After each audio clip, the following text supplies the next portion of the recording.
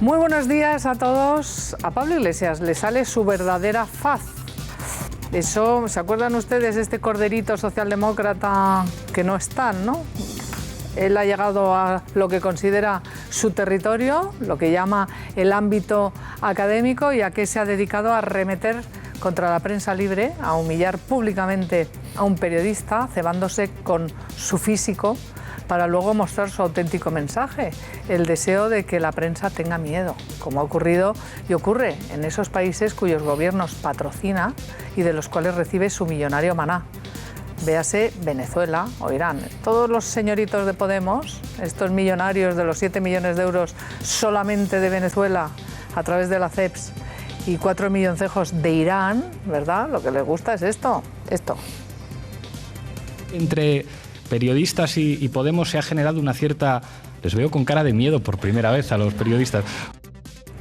Qué gracioso, ¿eh? Vemos a los periodistas con cara de miedo. ¿Será que luego dirán exprópiese o peores cosas, ¿no?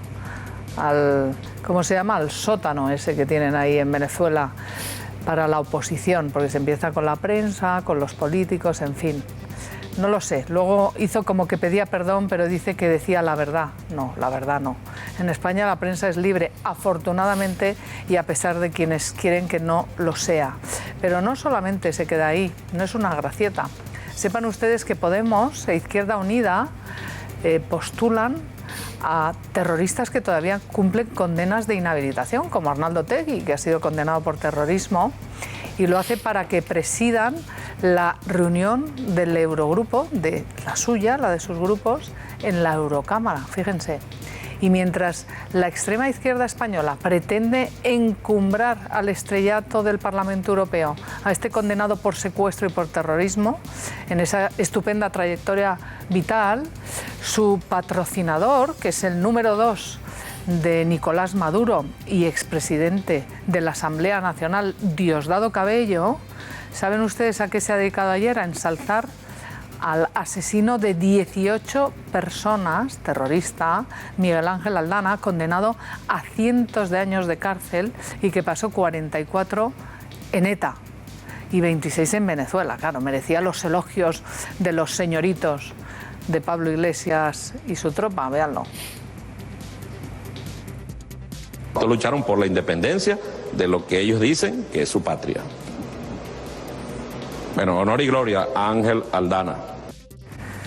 Bueno, pues honor y gloria, ¿verdad? A un asesino de 18 personas, claro.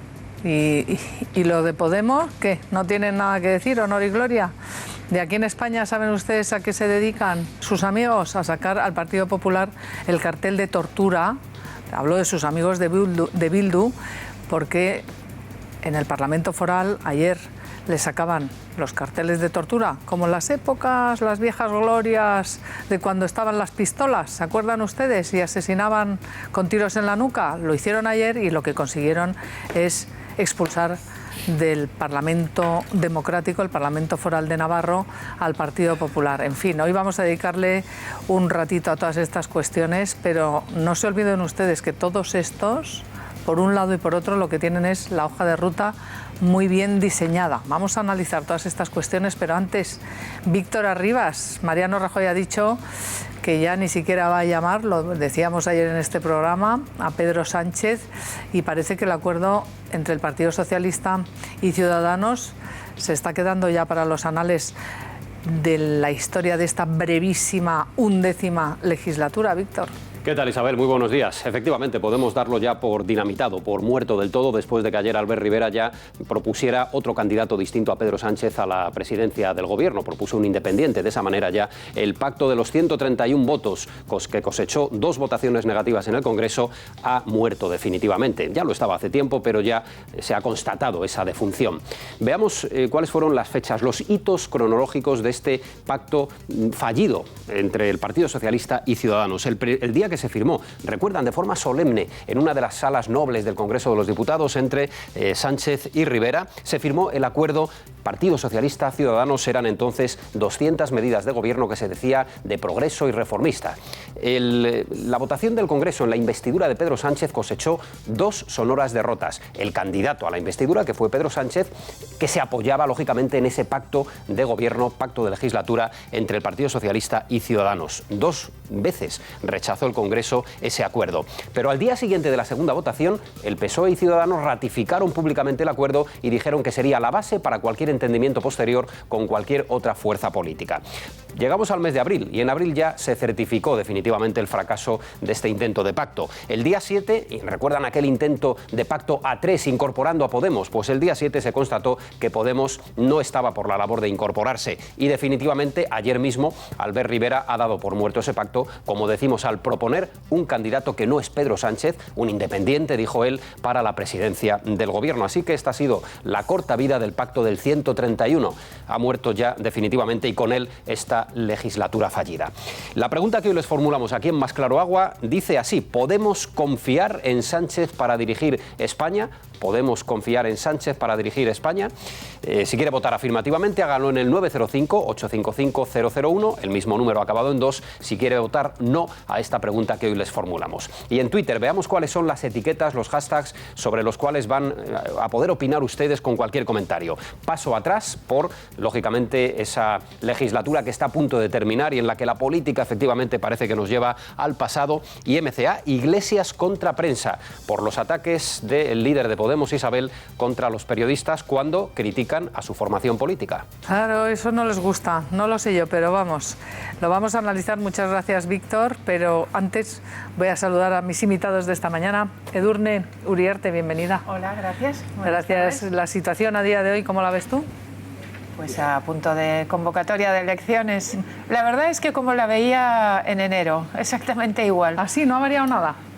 Bueno, sí, por supuesto, han pasado muchas cosas que ahora van a valorar los ciudadanos españoles, pero la veo igual en el sentido de que ya hace mucho tiempo que digo que íbamos a repetir elecciones y que no había otra salida por el veto de Sánchez al PP y la imposibilidad de hacer lo que él quería hacer. Pues embajador Chencho Arias, bienvenido. Hola, amiga, yo la veo un poco mejor. ¿Tú la ves mejor que sí, hace...? Porque el Atlético ha agarrado al Barcelona y el Madrid está muy cerca. Esto es un buen motivo, ¿no? Entonces, es un motivo para mí, sí. Es un buen motivo y di que sí. Claro que nos podemos alegrar con otra cosa, alegremos por eso. Di que sí, yo creo que también. Alfonso Rojo, bienvenido. Yo lo Gracias veo también como por estar veían aquí. los godos el reinado de Bitiza, oscuro e infierto. ¿Te acuerdas de la frase? Oscuro e infierto se presenta el reinado de Bitiza. Pero esas cosas se te ocurren. A ver, sobre Carlos la marcha. Carnicero Buenos días. también, bienvenido. Quería preguntar si esas cosas tan ingeniosas se le ocurren sobre la marcha o se levanta por la mañana preocupado. Tú que eres de mi generación, bueno, no digo ya el señor embajador, tú sabes qué bachillerato nos daban, ¿no? Sí, la lista yo nunca me la logré aprender, ¿eh? El catecismo con preguntas y respuestas, bueno, una cosa que yo, ¿eh? Bueno, pues dejadme presentar y saludar también y dar la bienvenida a este programa a Aitor Ribeiro, que trabajas, eres periodista del diario.es. Gracias por estar aquí. Encantado. Una pregunta a todos. ¿Cómo se llamaba el Quijote? Hoy que hace ya 400 años que murió. Complicada. ¿Cómo se llama el Quijote? Yo no me lo sé. Sirvente. ¿Sabéis el verdadero nombre del Quijote? Sí. ¿Queréis ver un vídeo del Español que ayer hacía esta misma pregunta? Yo lo sé, obviamente, pero vean este vídeo porque muchos ayer en el Congreso de los Diputados tampoco lo sabían. ¿Cuál es el verdadero nombre de Don Quijote? Bueno. Es muy fácil, muy fácil. Una pregunta sobre Cervantes. Estamos haciendo un pequeño test sobre Cervantes. Vamos a ver, ¿cómo se llamaba el asno de Sancho Panza?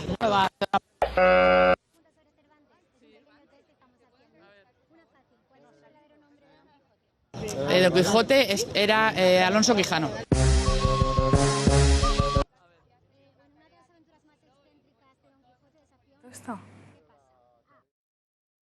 Bueno, hay un problema técnico, pero es bien divertido. Al final verán, Pedro Sánchez se escabulle, ahí todo el mundo, nadie se acordaba de Alonso Quijano, el Quijote, Chencho. Hombre, como aquí. Pero todo el mundo sabe que Don Quijote se llamaba Alonso Quijano. Sí. Es que aunque La formulación de la pregunta es millones de españoles que no, hay millones de españoles que no lo han leído. Millones y millones y millones. Seamos sinceros. Ahora, saber que se llama Alonso Quijano o que empiece diciendo en lugar de La Mancha, hombre, todo. Y lo del León también. La pues segunda aquí... pregunta, que era ¿qué pasa después de la pelea con el León cuando quiere pelear con el León? Yo creo que la pregunta así formulada te entra en duda sobre si es el libro. Claro. Yo pensé, fíjate, inmediatamente en lo de Cataluña. Fíjate, lo primero que pensé, que lo hacía en catalán y que le llaman en lugar de Cervantes Sirvent, y pensé, pero lo de Alonso Quijano yo creo que sí. O sea, que pensáis que lo que no caían era la pregunta, ¿no? Sí, yo no sé, por el bien de España. No estoy yo por el bien de España. Por el bien de España. Bueno, digamos, la mitad de ellos, por el bien de España. La mitad de ellos es que no se han percatado de la pregunta. La otra mitad, pues no hizo idea, claro. No, pero también hay cosas que las sabes, pero que no te vienen en el No, momento. en ese momento no te esperas la pregunta. O sea, te quiero decir, hay que... Pero yo cuando tú le has preguntado aquí, me ha parecido tan obvio que digo, me está preguntando otra cosa, no me está preguntando eso. Chencho, pues no es lo que la impresión que daba en el resto, ¿eh? No lo sé, pero vamos, que ahora vamos a analizar. Vamos a analizar la intervención ayer del supuesto presunto Quijote, que no sé si os gustó o no, pero... Voy a decir una cosa que me va a costar un disgusto. No, pero dila. O dos.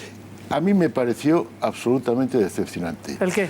El supuesto homenaje de ayer a Cervantes. ¿Y por qué no me lo dices después de publicidad? Y hacemos una brevísima pausa, pero... Sé que me va a costar, ¿eh? ¿Por qué? ¿Por qué te va a costar? Cuéntanos ya por qué el disgusto. No, vamos a la publi que nos alimenta. Vamos a la publi, pues venga, ala, hacemos una brevísima pausa y ahora volvemos. Ya verán el discurso y van a ver aquí ese homenaje a Cervantes ayer en el Congreso de los Diputados, donde una compañía pues leyó lo que le dio la gana, la verdad. Yo casi que voy a coincidir con Carnicero, lo van a ver... Bueno, que pase todas las que tengan que pasar, si aquí las opiniones son libres. Vamos a ver este interesante corte, con toda la publicidad también, y volvemos.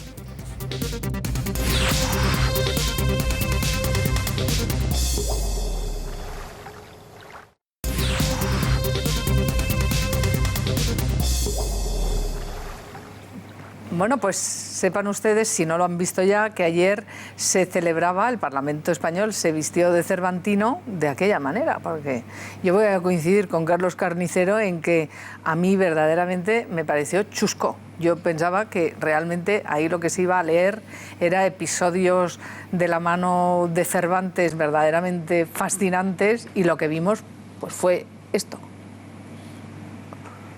Señorías, escribí el Quijote en 2 mañanas y a una mano. Y ustedes, que son 350 pares de manos, lleváis 3 meses para echar una firma y llegar a un acuerdo de gobierno. ¿Qué queréis? ¿Que registre el Quijote en Panamá? ¿Que lo edite en las Bahamas? Casi llego tarde, porque como vivo aquí en el barrio de las Letras, pues claro, eso da mucho relajo. Y ya sabía yo desde esta mañana que me iba a pillar el toro. ¿He dicho Montoro? Dios mío. Qué arte, ¿no? A ver, Carlos. Vamos a ver. Yo creo que los españoles tenemos un complejo con la solemnidad. Es decir, cuando en un acto, en una boda, en una reunión, alguien se tiene que levantar a hablar, lo primero que hace es decir que no quiere hablar, no se prepara un texto. Y el Congreso de los Diputados y Cervantes son 2 instituciones muy importantes. Si en algún momento se decide mezclarlas para dar un homenaje a Cervantes, hay que hacerlo solemne e inteligentemente. Convertir el homenaje en una especie de parodia, mezclando la actualidad política de forma burda. En realidad, el homenaje de ayer fue a los actores que intervinieron. Ya sé que todo esto es muy popular y que hay que decir que estuvo muy divertido. A mí me pareció una torpeza.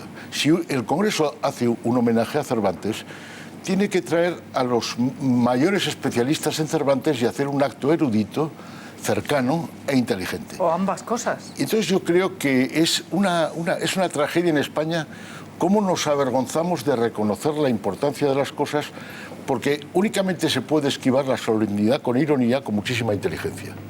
Y ayer no la hubo. Entonces conviertes en un acto, como decía Alfonso, chusco, en un acto vulgar, algo que comparado con lo que en Inglaterra se está haciendo en el Reino Unido con Shakespeare, pues es una cosa otra vez de Paco Martínez Soria, con todos los respetos para la... O de Berlanga, ¿no? Bueno, Berlanga a mí me parecía buenísimo, y lo de ayer a mí me dio pena también, yo coincido con Carlos. Lo que acabamos de escuchar es un ejemplo de cómo se usa, en este caso, ese acto por parte de este actor, en concreto lo que hemos oído, para nuevamente arremeter contra la clase política, empeorar la imagen de los políticos en España, de los partidos, ridiculizar el Parlamento. ¿Qué sentido tiene? ¿A qué viene esto? Si se trataba de hacer un acto positivo, bueno para todos y para ensalzar el Quijote. Chencho, perdóname, no, iba a decir que probablemente si se hubiera hecho algo un poco más solemne y más académico, hubiera recibido muchas críticas precisamente por haber sido aburrido, por no llegar a las nuevas generaciones o por no lograr enganchar, ¿no? Yo no sé si es bastante complicado hacer. Las dos cuestiones, porque, bueno, probablemente sí, pero porque ¿a quién le interesa la opinión de Manuel Tafallé sobre el Congreso? Quiero decir, cuando Cervantes no creo que denostara en absoluto las instituciones democráticas. Realmente se podía a lo mejor hecho algo un poquito más. Bueno, probablemente se podía haber hecho algo mejor, pero no sé si hubiera conseguido una cierta unanimidad ante esta... Pero es que el equiparar a la inteligencia y a la erudición con el aburrimiento, y para esquivar ese compromiso, Ciscar dice, homenaje de Cervantes al Congreso. Pues 4 amigos se reúnen y hacen unas gracias. ¿Se lo podían haber ahorrado, Chencho? Es que yo no lo vi, por lo tanto me resulta difícil opinar. Yo entero tampoco, pero los resúmenes que hemos visto aquí... Yo la primera vez que lo estoy viendo ahora. Con estas gracietas... Me da la gracietas... impresión que se habría hecho una cosa no mucho más solemne, pero con algo más de solemnidad, y bastante jóvenes lo habrían entendido. No me parece, pero es que no puedo opinar, sencillamente. Me parece una pedantería sobre algo que no he visto en absoluto. Pero ¿y las alusiones que has visto aquí a los políticos? Bueno, esto es la moda de ahora. Es propio. La moda ahora, la sal gorda de ahora. Pero es propio. ¿Para homenajear a Cervantes lo consideras propio? Pues no precisamente. ¿Tiene algo que ver con Cervantes? No, si no es blasfemo, si es intentar comprender ese mensaje unido a Cervantes. Bueno, los actores tienen que hacer su gracieta y tienen que poner su toque personal, que no sé por qué a veces, y entonces tienen que hacer el chistecito sobre los papeles de Panamá. No sé. A ver, Alfonso Rojo, que vamos a pasar ya a la cuestión técnica que nos trae esta marmota gigante a mí no me desde el 20D. A mí no me gustó. No voy a compararlo con Londres, donde acabo de estar y es espectacular. Como... No las instituciones, empresas privadas, la universidad. Es que los ingleses se creen su pasado y nosotros no. Y aquí no. Pero yo lo de ayer me pareció, por ser generoso, chusco, a la altura del presidente del Congreso que tenemos. ¿Porque esto quién lo encarga, el presidente? No tengo ni idea. ¿Esto, sabéis la génesis de quién? No tengo ni idea, esto debe venir de antes. Que ver también. Yo no creo que lo pueda hacer así en 3 días, pero en cualquier caso, a mí el que si han tardado 3 meses o no 3 meses, que si yo lo he hecho con una mano y ustedes con 2, o lo de Panamá, oiga. Es que son críticas verdaderamente... Está muy bien para el Club de la Comedia, para un programa de televisión chistoso, pero este es el Congreso de los Diputados. Claro. No, y sobre todo, es que es la sede de la soberanía nacional. Hombre, faltó repartir. Descalificada. Ahora pudo ser peor, ¿eh? Íntegramente. Pudieron ponerse a repartir migas, que hay otra cosa, venga, vamos a comer, bueno, todos. Pues hubiera estado mejor. Queso manchego, o sea, pudieron hacer cosas, oye, y faltó el baile regional. Pero luego se quejan de que los políticos que tienen mala imagen, de que no sé, de que la clase política se les llama casta por parte de algunos. Cuando el rey de España, cuando el anterior anuncia que deja el trono, se eligió un escenario intencionalmente low cost. Parecía el delegado del Centeno en Castilla y León anunciando una tormenta de lluvia en el norte de León. De verdad, parecía el cuarto a las escobas, mala luz. Hay cosas que tienen que tener solemnidad. Y en España, yo estoy con Carlos, da pánico, pero da pánico. Con la Casa Real es sintomático, y después con el Congreso y los políticos también. Y hay otro defecto, es decir, que también faltó las migas y faltó el detalle este chusco que se da siempre, que es que entran las televisiones y todo político al que le acercan un micrófono se ve obligado a hacer un chiste repentizando. Y quedas como la chata. porque no se te ocurre. No se te ocurre. O te dan unas gafas y tienes que ir de listo con el de las gafas. Oye, pero hay una cuestión que me parece añadir en este asunto, Carlos, y es que para la entrega del Cervantes este sábado en Alcalá resulta que ya han dicho, es a Fernando del Paso, y ya han dicho que no van a ir ni Iglesias, ni Albert Rivera, ni Toni Cantó. ¿Por qué? O sea, este homenajecillo bien, y la entrega de Cervantes merece el boicot de estos líderes políticos. Pues no sé por qué lo hacen, pero el reto que tenían a los que le encargaron ayer el homenaje a Cervantes era hacer algo que fuera digerible, que fuera entendible, que fuera ameno, nada menos que con el Quijote y la figura de Cervantes.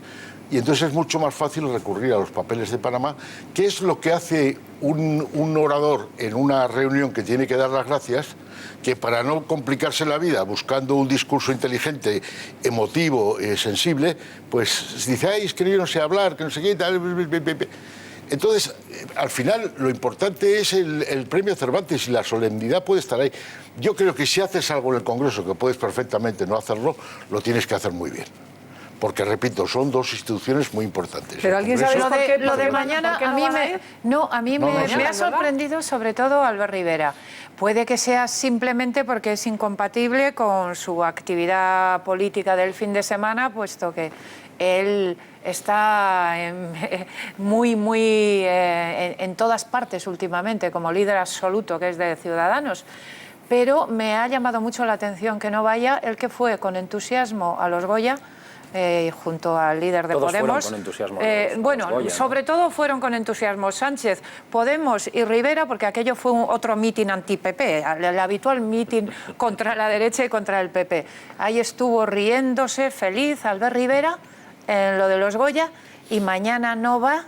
Me sorprende mañana, y además no va Iglesias. Es un Cervantes muy especial. Hombre, porque es el 400 aniversario. Debería explicarlo. De la puede que haya razones políticas que no o incluso personales. Puede que sí. No lo sé, os preguntaba por si sabéis alguno de los motivos de esta ausencia. Bueno, visto que no lo sabéis, y ya veremos, porque supongo que iremos teniendo más datos de por qué no van y cuál es el motivo de la ausencia en este aniversario tan redondo y tan especial de los 400 años, que, como bien decía Alfonso, en Inglaterra están celebrando, pues no en Stratford-upon-Avon, lugar de nacimiento de Shakespeare, sino en todo Inglaterra, con unos fastos y con una solemnidad y con una alegría de haber tenido un escritor tan ilustre y universal, que aquí pues la verdad es que, mira, mañana es el premio y a lo mejor queda un premiecillo, porque no es tan vistoso como la alfombra roja de los Goya, y han decidido no hacer hueco. Y luego dicen y se quejan que si la educación, que si los niños, que si la LOCSE, que si la tal, que si la ESO y tal, y un premio de las letras, que es el premio más importante de las letras españolas en el año en el que estamos. Lo fácil es decir, bueno, el Ministerio tiene mucho trabajo, el Ministerio tiene una responsabilidad. La comunidad autónoma respectiva, digo por orden, la tiene también. Las universidades y los centros educativos. No es lo de mañana. También. No, en todo, en el conjunto, en todo lo que se está haciendo. Entonces, hombre, y después la sociedad civil, lo que llamamos sociedad civil, que tan elogiada en estos momentos, pues también la tiene. O sea, bueno, pues vamos a saber por qué, pero verdaderamente es un poco... Yo no creo que en Gran Bretaña un premio así merecería la ausencia, vamos, ni se les ocurriría a los líderes políticos no tener esa agenda perfectamente reservada para, en el cuarto centenario de la muerte de Shakespeare, el premio más grande de las letras en Inglaterra, tuviera la ausencia. Para los Goya, todos muy bien puestos, que si el smoking, que si no smoking, que si la foto, para la alfombra roja. Los Goya se politizaban, esto es más difícil politizar. Hombre, pero esto es cultura. Luego esto es penoso, esto es historia. Tendrán que dar alguna razón por cual cualquiera de los tres no va a un acto en el 400 aniversario del Príncipe de las Letras Españolas, y además cuando se premia a un autor mexicano, que es un momento para demostrar que a un país amigo como México, el país probablemente más importante de la habla hispana de toda América, pues cómo se arropa a ese autor, es un poco Bueno, pues vamos a la propuesta de ayer, que ayer nos sorprendía a todos, Albert Rivera. Aquí se lo contamos y también lo analizamos. Lo que no sabíamos, nos imaginábamos, pero no sabíamos tan prontito, era la reacción del resto de los afectados. empezando por Pedro Sánchez, Mariano Rajoy, que sí que lo analizamos ayer, diciendo que dé primero un paso atrás Rivera. Vamos a ver esa propuesta de Albert Rivera ayer, diciendo que dado que ninguno ha concitado los apoyos suficientes para ser investido presidente del Gobierno, pues que venga una persona ajena al Parlamento y que entre todos lo voten. Vean lo que dijo ayer y las reacciones que ha suscitado. A mí me parece que si los líderes políticos somos el problema, demos un paso atrás. Es decir, si el problema es que el señor Sánchez sea el presidente según el señor Rajoy, o el señor Rajoy según el señor Sánchez, o que Ciudadanos esté o no esté, yo me pongo el primero. Ciudadanos nunca ha pedido estar en una silla, ni en un gobierno, ni presidirlo, pero por si acaso queda una duda, demos un paso atrás. Yo, como líder político, asumo que estamos fracasando. Pues aceptemos todos que estamos fracasando y, por tanto, seamos capaces de construir un gobierno de consenso, con un presidente, un vicepresidente y un equipo de consenso. Creo que la solución es que pensemos en el interés general. La solución es que haya política con valores, con corazón. Y no tecnocracia, que es desgraciadamente lo que hemos sufrido durante estos últimos 4 años. Así que el acuerdo entre el Partido Socialista y Ciudadanos tiene una fortaleza, y es que tiene corazón, que tiene principios, que tiene valores.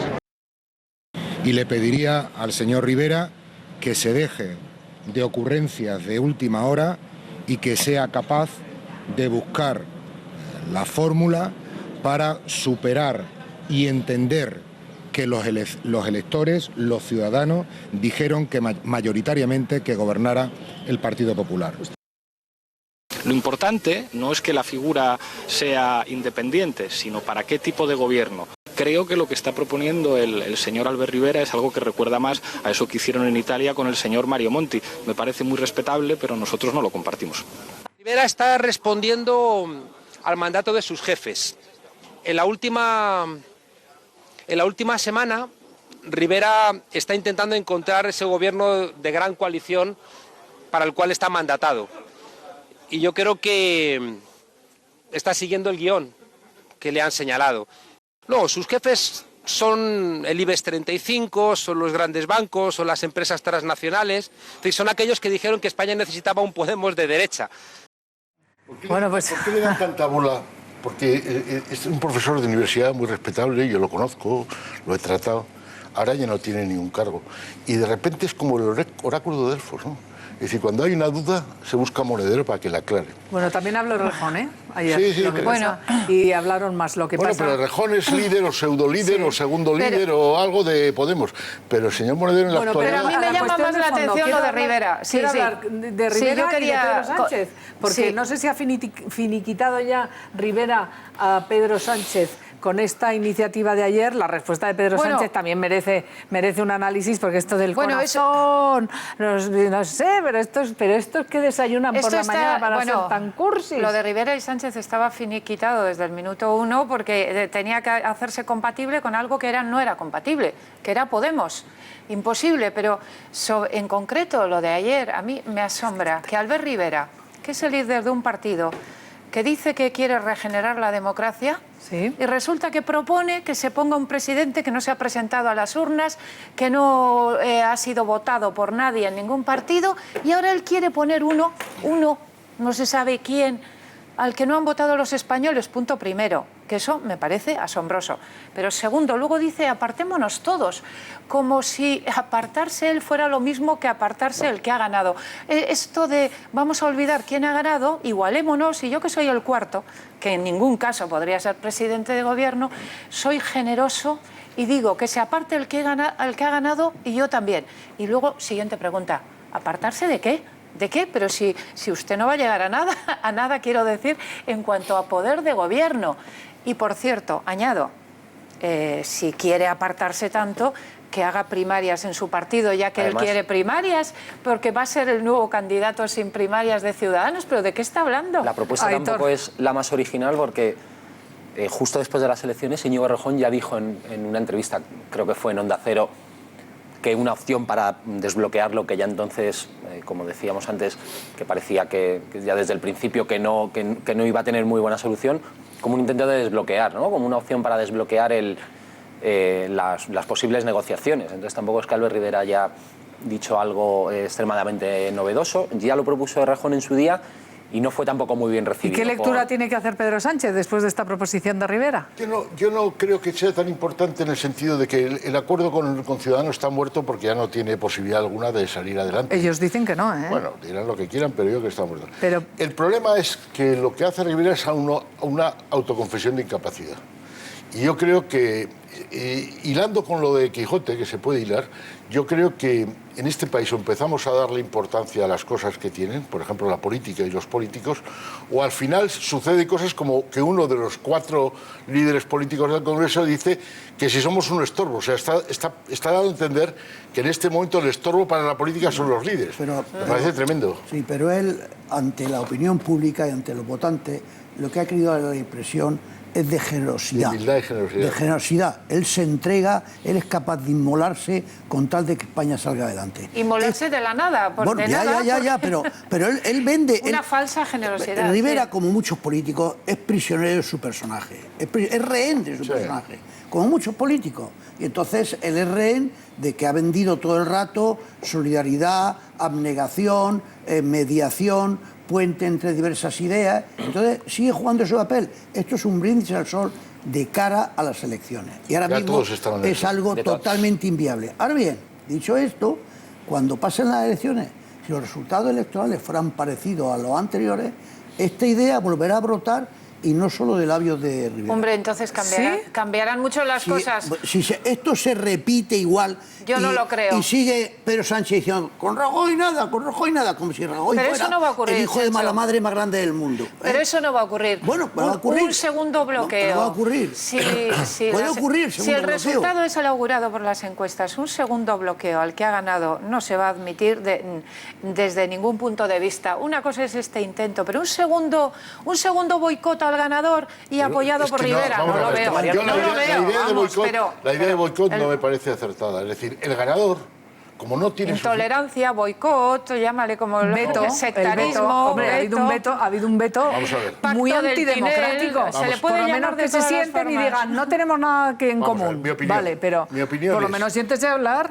Bueno, eso sí. Hombre, yo hace mucho tiempo que he dicho que en ningún país europeo se entendería que el partido que ha ganado las elecciones, otros se nieguen a hablar con él. Sería un disparate. Entonces, ¿ese veto de raíz qué significa? Vamos a ver, yo a lo que voy es que, por otra parte, Rajoy no ha hecho mucho por intentarlo. Es decir, perdona, no se ha molestado en hacer una oferta política concreta. Ha enumerado 4 territorios en los que hay que...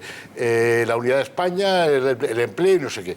Yo creo que no se ha remangado y ha bajado la arena y decir, mire, quiero discutir este programa de gobierno que está reducido del mío. ¿Con quién lo hacía? ¿Consigo mismo? Porque si no se han querido ni poner a tomar un café, ¿pero qué iba a hacer? ¿Me voy a reunir conmigo mismo y me voy a ofrecer algo? No ha parado de ofrecerse. No es justo hacia Rajoy, porque si le ha faltado arrodillarse. Pero empieza Pedro Sánchez diciendo, no, con el PP no, con el PP con Bildu no.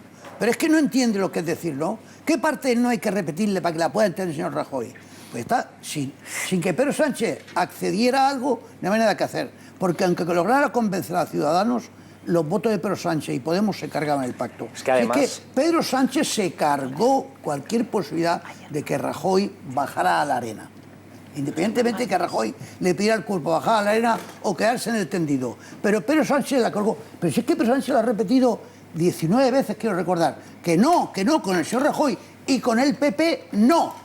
Y sobre todo aquella frase tan humillante, ¿qué parte del no entiende el señor Rajoy? Es que además, bueno, y después... Es el Comité Federal del PSOE el que marcó esta línea, es decir, no es una decisión solo de Pedro Sánchez, es una decisión que toma la dirección nacional del Partido Socialista de no pactar con él. ¿Y por qué lo hace?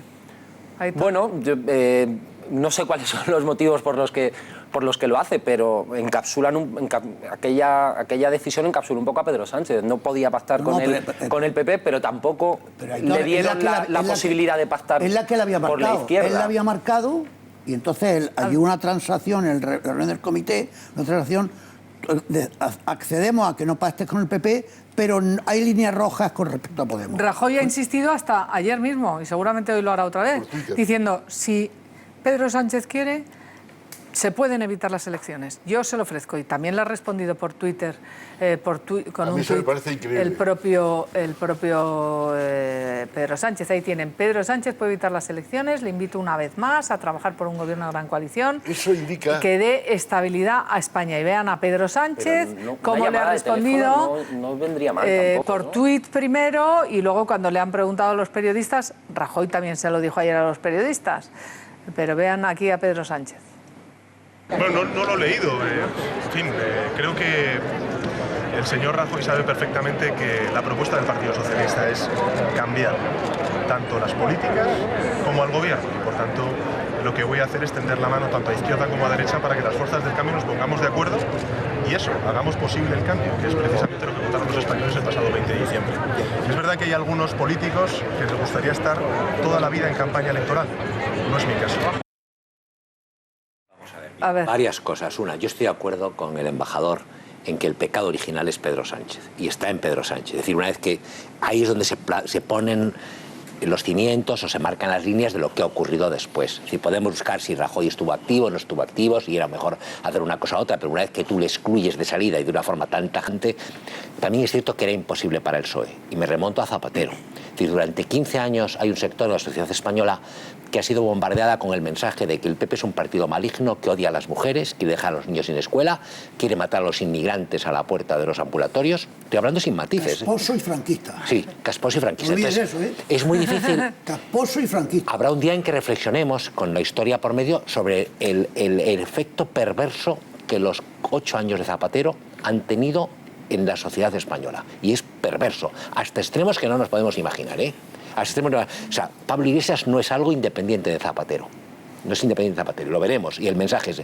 Y el drama es que se lo cree mucha gente. O sea, hay mucha gente que se lo cree. Entonces es imposible para el PSOE, para un líder del PSOE, ir a un pacto de gran coalición o a nada de este tipo con el PP, porque no vas a pactar con lo peor de lo peor. Yo, sin embargo, Alfonso, en eso tengo dudas. No digo que no se lo cree su gente. Yo, bueno, Alfonso, no digo que no vaya a ser así. A mí cuando salgo de periodista gitano y voy a Plaza de Castilla, siempre hay un par de señoras que me dicen muy bien, y 3 o 4 que me dicen pero qué malo eres, hijo puta. Pero yo tengo muchas dudas sobre lo que has dicho, Alfonso. Quiero decir con esto que me parece que respecto a esta cuestión hay diferencias dentro de los líderes del Partido Socialista, y que si hay otro líder en el Partido Socialista después de un posible fracaso de Pedro Sánchez en las próximas elecciones, si pasa lo que dicen las encuestas, que veremos, me parece que esta posición de Pedro Sánchez puede cambiar. Que con otro líder del Partido Socialista podía haber habido gobierno, con un Partido Socialista que se hubiera abstenido en la investidura. No, pero es que no vayamos a olvidar lo de siempre. Pero no olvidemos lo esencial. ¿Quién ha ganado? Ganó el PP. Un dato que en España hasta ahora ha sido una regla de oro no escrita en el sistema democrático español. La legitimidad para gobernar, la principal, aunque esto sea un sistema parlamentario, donde evidentemente puede pactar el que quiera con el que quiera, la tenía el ganador. Por primera vez en nuestra historia democrática, en el gobierno de la nación, el partido perdedor ha vetado al ganador y no le ha dejado gobernar. Y acabo, si hay otro líder del Partido Socialista, yo espero que esto no se vuelva a repetir. Pero yo digo, es la primera vez en democracia en este país que hay una diferencia de 50 escaños para poder gobernar. Perdón, de 60. Es decir, nunca ha habido un ganador de las elecciones con 123 escaños. Segundo, el régimen parlamentario no consiste en que el que gana, por la diferencia que sea, vaya a gobernar, sino que se tiene que ganar y negociar y conseguir apoyo de otros grupos para sumar la mayoría. Entonces, yo en lo que estoy de acuerdo es que el error del Partido Socialista es no sentarse a dialogar. O sea, aunque fuera para no aceptar el acuerdo, donde se equivocan y se puede volver en contra, y eso cainiza la política de este país, en decir, el PP es un apestado por la corrupción y no puedo dialogar con él. Eso me parece un disparate democrático. Oye, pero bueno, como esto ya sí que es que de verdad es el mismo, es lo mismo, que llevamos diciendo esto 4 meses y un día ya, 2 días. Es que es una cosa surrealista. A mí me parece suspenso, hay que poner un suspenso en calidad democrática a quienes son incapaces de negociar.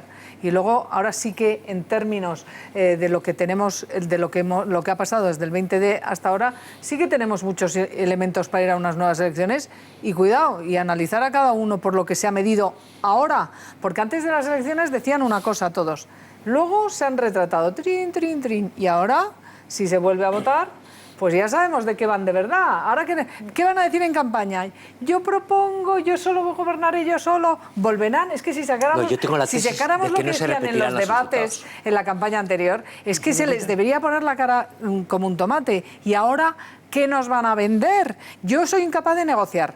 Yo soy incapaz de hablar con no sé qué. Como no gane yo, no negocio con fulano, con mengano. Pero ¿qué broma es esta? Entonces, ¿a quién le importa de verdad a los españoles? Yo me lo pregunto. Si se repiten las elecciones, uno de los mantras que se da, y sobre todo desde los centros demoscópicos, desde los especialistas en sondeos, es que se van a repetir matemáticamente las elecciones. Yo creo que no, creo, y lo digo desde el instinto. ¿Crees que va a haber acuerdo a última hora? No. Se van a repetir las elecciones, pero no se van a repetir los resultados. No, yo creo que se va a mover también. Yo creo que se va a mover el panorama de alguna manera. Pues Uno, dos, yo creo que el PSOE no va a tener la misma actitud que tuvo Felpudesca con Podemos, que tuvo antes, y algunos tampoco. Yo creo que en el caso de Rivera, que yo pensé que se había desgastado mucho más por lo que ha hecho, no va a llegar desgastado a las elecciones y va a ser mucho más duro de lo que fue en el final de la otra campaña. Y creo que el PP tiene la obligación, como poco, de ofrecer algo, aunque sea en las listas. Vale. Aunque sea en las listas. No puedes ir con lo mismo. Oye, entonces, y creo que va a cambiar, la situación. ¿Tú crees que difieren los resultados? Sí. ¿Sensiblemente? Bueno, es que bastan dos puntos para alterar el resultado en escaños. Y para cambiar la percepción de la opinión pública. Sí, basta. En Castilla y León, si tú alteras un 1%, y la Unión, cambia completamente. Siempre lo estamos diciendo, porque claro, parece que avanzan, pero la cosa es difícil. Podemos, esa fusión con Izquierda Unida, que sumaría, desde luego, con lo que han obtenido ahora, más de 6 millones de votos, con lo cual dejarían en pañales al Partido Socialista. Esto sí es histórico. Si sumas matemáticamente, Isabel. Y quiero que veamos cómo van esas conversaciones según Pablo Iglesias hablando de su mandato o Errejón, y ya veremos en qué va a concluir todo esto. Pero supongo que al Partido Socialista ahí sí que le pueden temblar las piernas. Nada, el mendicante es Podemos. Existe en este momento consenso en Podemos respecto a los pasos que hay que dar y hay un mandato de que esos contactos se produzcan. Pablo Echenique está mandatado para llevar a cabo una serie de contactos y en función de cómo se desarrollen, pues tendremos algo que comunicar. El momento requiere de altura histórica. Para un acuerdo en España la cuestión no es hacer una sopa de siglas, sino hacer candidaturas, territorio a territorio, que sean más fuertes y que sumen más. Fusión por absorción, habrá asociación. Yo creo que habrá acuerdo. Y Amazares está espeluznado, ya lo hemos sacado aquí en estos días. Habrá una escisión o una parte Izquierda Unida que no lo aceptará.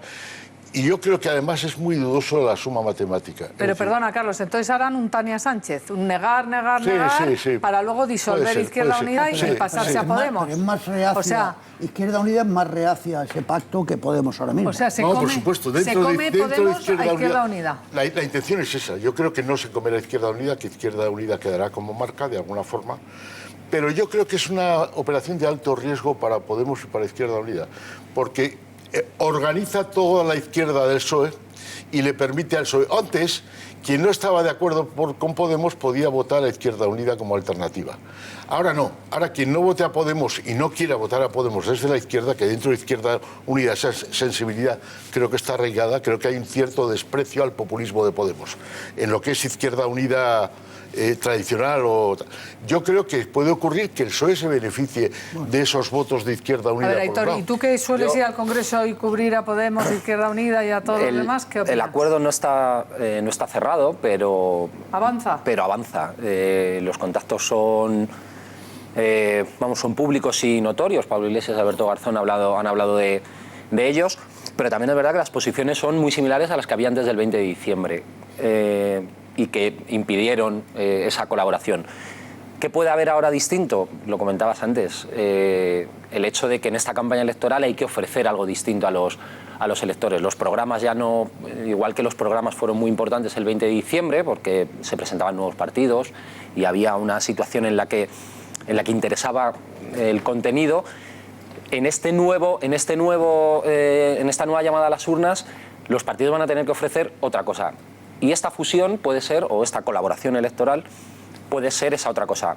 Y digo colaboración electoral porque es lo que buscan, no tanto integrar los partidos, que cada uno mantendrá su vida independiente a posteriori. Como las mareas y no sé qué. Sí, intentar. Pero unir a Izquierda Unida. Sumar todos los activos electorales que tienen. ¿Qué perspectivas tienen con esa unión? Porque hay quien habla de un subidón de escaños importante. Yo no sé si creérmelo.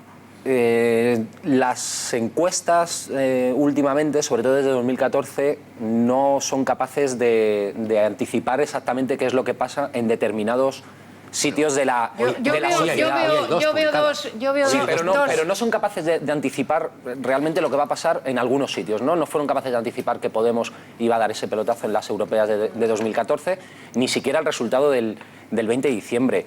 En Izquierda Unida y en Podemos les preocupa que la suma también haga, como decía Carlos antes, también haga que determinados votos, por un lado y por otro, se puedan perder. Sí. Y tienen que valorar si esa suma realmente multiplica. Aquí no necesariamente 2 más 2 van a ser 4, electoralmente hablando, quiero decir.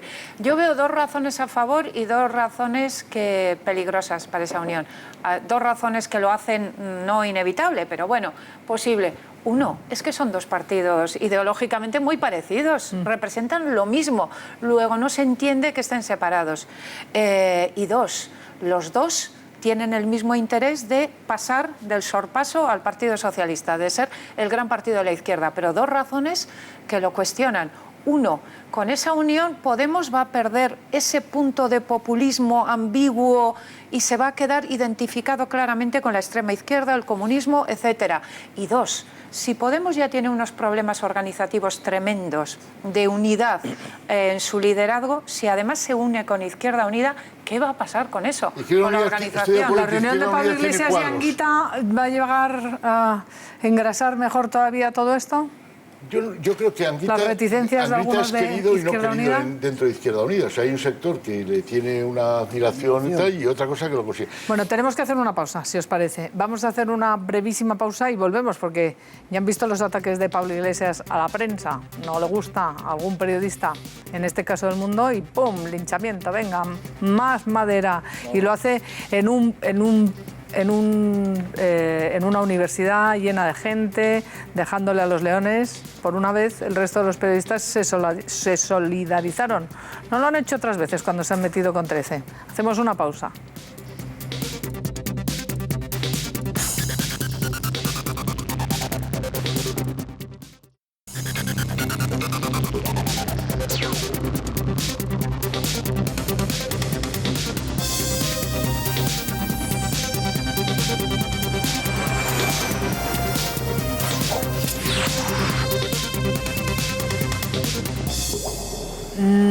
Nos vamos en directo a la Asamblea de Madrid porque, recuerdan ustedes, hace 11 meses fue encarcelado Francisco Granados y en estos momentos comparece por videoconferencia en la comisión de investigación que se ha abierto en la Asamblea de Madrid y sobre el caso de los espías. Vamos a escuchar sus palabras. Acaba de comenzar esa intervención, está hablando la presidenta de la comisión y van a escuchar ustedes ahora a Francisco Granados, encarcelado hace 11 meses por la trama púnica, esa trama, esa ramificación espeluznante de presunta corrupción que había desarrollado junto con David Marjaliza, su socio, donde se lo llevaban crudo presuntamente de muchos sitios. Y estamos hablando de una trama oculta con dinero en Suiza, con cuadros en Suiza, con ramificaciones en paraísos fiscales. Ese mismo Francisco Granados que negaba cuando se descubrió su primera cuenta en Suiza en este programa, la última comparecencia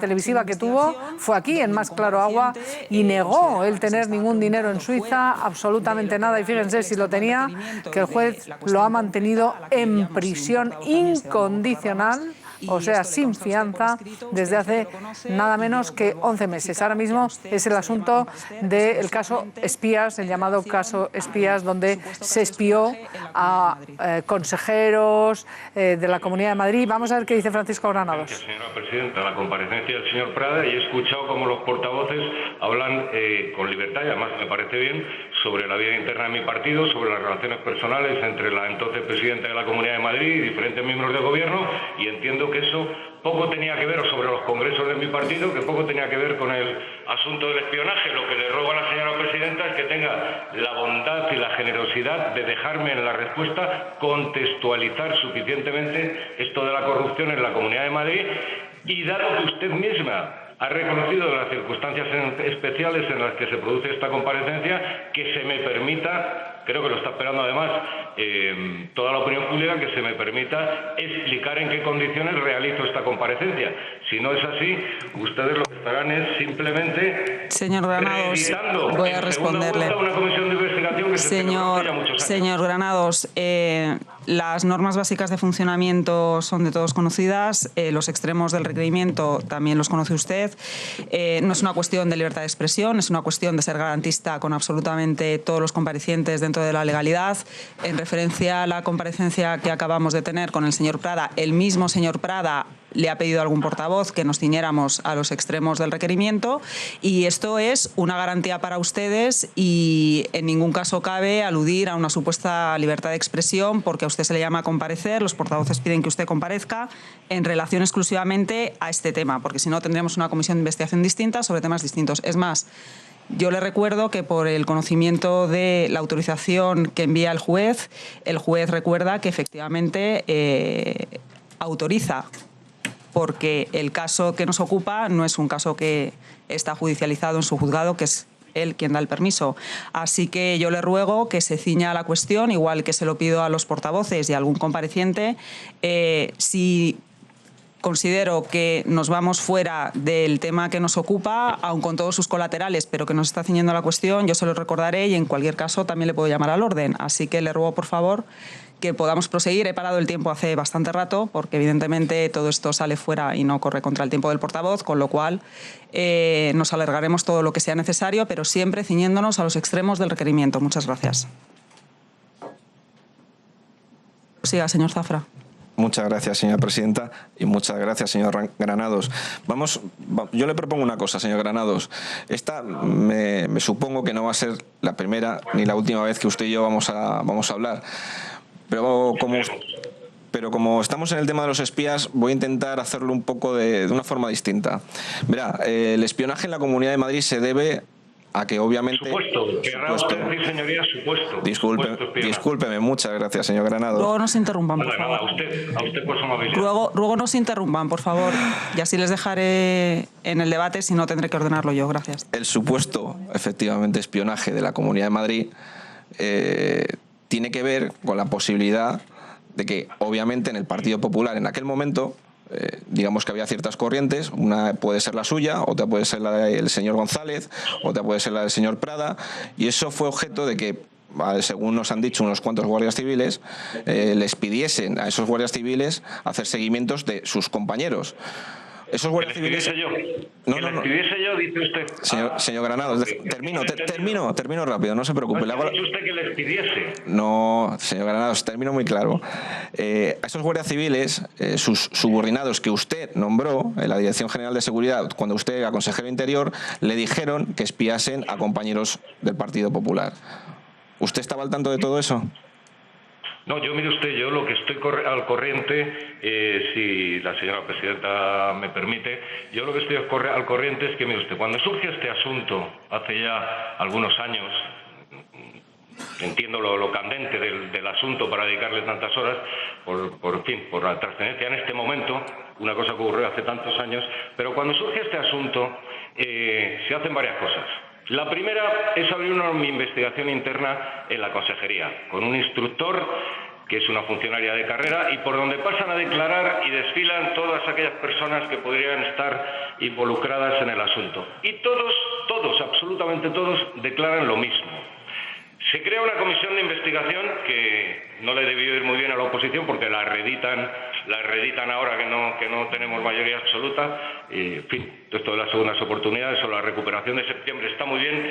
Y en esa comisión de investigación vuelven a desfilar absolutamente todos y cada uno de los posibles responsables de aquel supuesto espionaje en la Comunidad de Madrid. Todos los que están desfilando ahora desfilaron entonces. Y todos declararon que todo esto era una absoluta falsedad y un montaje. Señor Granados, señor Granados. Señoría, le estoy contestando lo que me ha preguntado. Sí, pero verdad es que todavía me estoy ateniendo a la cuestión. Sí, se está teniendo a la cuestión, pero verdad, señor Granados, yo tengo 10 minutos, 10 ínfimos minutos, y tengo que intentar ser muy claro, y espero que usted lo sea conmigo. Pero de verdad, después de la que ha habido que montar desde el punto de vista técnico y humano, la señora presidenta, una representante de esta nueva política, va a cortar esta comparecencia. Ruego, señor Granados, he vuelto a parar el tiempo. Ruego, señor Granados, primero, que no se interrumpan, porque si la interrupción prosigue, yo tendré que ir dándoles el turno de palabra, con lo cual vamos a perder agilidad, pero soy yo la que ordeno el debate y la que lo tendría que hacer en todo caso. Le pido, por favor, este tema ya está aclarado, que se ciña a la cuestión, que no vuelva a reabrir el tema que ya hemos cerrado y que ya hemos aclarado, que deje terminar al portavoz, y a la próxima interrupción tendré que ordenar yo el debate. Vuelvo a darle el tiempo al señor Zafra, al que le quedan 11 minutos. Señor Granados, voy a ser tremendamente claro. ¿Usted conoció a alguno de los guardias civiles que han sido acusados de espionaje? ¿Perdón? ¿Usted? ¿Usted conoció a alguno de los guardias civiles que han sido acusados de espionaje? Si los conocí durante esa época. ¿En algún momento? Sí, hombre, claro. A todos los empleados de la consejería los he conocido, claro. Los he conocido, quiere usted, si los pongo cara y... Señor Granados, sí. Entonces, ¿por qué en el juzgado de instrucción número 5 de Madrid dijo que no conocía a los guardias civiles? Que no los conocía en el momento en el que se les contrató. Yo creo que es que no lo ha leído usted bien. Que no les conocía en el momento que se les contrató. Hombre, ¿cómo no les voy a conocer, señoría? ¿Cómo no les voy a conocer si han pasado por esa asamblea a declarar en la comisión? Claro que les conozco. No, señor Granados. En el momento de su contratación no les conocía. Usted me pregunta, ¿les conocía en el momento de su contratación? No. ¿Les conoció con posterioridad? Sí. En esa posterioridad, esos guardias civiles tuvieron una reunión con usted en la que le avisaron de la petición por parte de sus superiores para que espiasen a políticos de la Comunidad de Madrid. Pero vamos a ver, señoría, usted no se ha leído las actas de la comisión de investigación ni las actas del juzgado. La respuesta señor Granados. No, perdone, si es que no solamente a mí, es que estos señores han declarado... Usted me pregunta y usted quiere que le conteste lo que usted quiere. No, señor Granados. Perdonar, pero yo contesto lo que considero oportuno. Y me parece perfecto. Estos señores, en la comisión, era lo que le estaba intentando explicar, lo que pasa es que no me deja. En la comisión de investigación interna, en la investigación interna que se hizo en la consejería, en la comisión de investigación que se abrió en la asamblea y en el juzgado en repetidas ocasiones, en estos tres sitios, todos y cada uno de ellos ya declararon que eso no lo hicieron, señoría. Y por más que ustedes le den vueltas, eso es lo que declararon. Si con posterioridad a eso alguno de estos señores ha cambiado su versión, la conclusión a la que pueden ustedes llegar es muy clara. O mintieron entonces o mienten ahora. Las dos cosas a la vez no pueden ser. Y yo me tengo que quedar con lo que presencié en los años que estuve ahí y en todas estas investigaciones, incluida la judicial, que ha habido algo que se les ha olvidado, que se archivó por parte de la jueza instructora en 3 ocasiones. Y se ha vuelto a abrir, señor Granados. Que ha ordenado la investigación, que ha tomado todo tipo de pruebas, señor Granados, que ha establecido los peritajes. Señor Granados, ¿me deja usted hablar o no? No, señor Granados, es que una cosa es contestar a unas preguntas y otra cosa es que me dé el meeting. Yo comprendo que ya lleva tiempo metido en extremera y echa de menos el tema de debatir. Me parece muy normal. Pero tiene... Señor Granados, ruego no interrumpa al portavoz, por favor. Señor Granados, esto es... Que me ha interrumpido él a mí, señora presidenta. Espero que la nueva política se deje hablar a... Señor Granados, voy a tener que ordenar el debate. Tiene la palabra el señor Zafra. Señor Granados, esos guardias civiles nos han dicho que hablaron con usted y que usted, cuando le comentaron todo el tema de las peticiones sobre el espionaje, les dijo, no os preocupéis, no hagáis caso, de esto me encargo yo. A lo mejor están mintiendo, a lo mejor está mintiendo usted. Eso no lo sabremos. Yo no miento, por ahora. Señoría. No, perdone. Señor Granados, tiene la palabra el señor Zafra. No le he dado la palabra, estoy ordenando el debate. Señor Zafra, avíseme con un gesto cuando concluya para darle la palabra al señor Granados. Señor Granados, no se le está escuchando, señor Granados. Es lo que tiene tecnología. Ya. Sí, se ha ido el audio, según parece. Ahora ha vuelto el audio. Recuerdo que tiene la palabra en estos momentos el señor Zafra, que con un gesto me va a indicar que termina para darle yo la palabra al señor Granados. Señor Granados, le pido que no interrumpa hasta que yo le dé la palabra. Gracias. Señor Granados, el señor Castaño, que pasó por aquí, nos dijo que todo el tema de los espías era un montaje. Un montaje basado en tapar el otro sistema de espionaje que había en la Comunidad de Madrid. ¿Usted cree que en algún momento alguien espió a alguien? Ya no estoy hablando de usted, sino del resto de sus compañeros políticos. Tiene la palabra, señor Granados. Gracias, señora presidenta, no tengo ningún dato. Ningún dato, no he observado que nadie espía a nadie en la Comunidad de Madrid mientras yo he estado. Señor Zafra. Gracias, señor Granados. Verá, nosotros en este tiempo que llevamos en la comisión hemos visto desfilar mucha gente. Hoy hemos tenido a la señora Laviana, no sé si la conoce. ¡Wow! Francisco Granados, lo acaban de ver ustedes desde la prisión de Extremera, que él inauguró. Ahí lo ven, que fantástico lugar. En este momento, por lo menos esa sala parece estupendo, pero está crecido el hombre. Yo lo que le veo es una declaración, nos quedamos con ese titular, que no se ordenó espiar a nadie cuando él estuvo de consejero en la Comunidad de Madrid, y os pido a vosotros una opinión sobre lo que estamos viendo en directo, que me parece interesantísimo. 11 meses de prisión y parece que dirigía él esta comisión de investigación. Pues es que en lo que hemos visto, mucho más consistente Francisco Granados en sus respuestas que tanto el diputado de Ciudadanos que le preguntaba y que en efecto parecía que no conocía el caso, como le ha puesto en evidencia Granados. Y luego a mí me ha sorprendido la chulería de la presidenta de la comisión. ¿Por qué?